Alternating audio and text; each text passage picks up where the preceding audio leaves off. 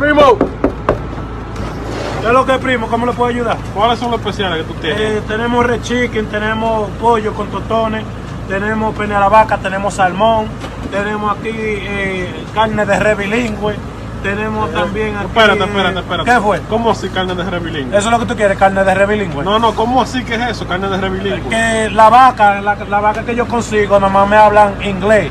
Entonces yo la mando para Santo Domingo para que me aprendan español. Pero en la vaca ni hablan. ¿Cómo que no? La vaca aquí dicen mu, mu. Everybody get out of the way when they say mu.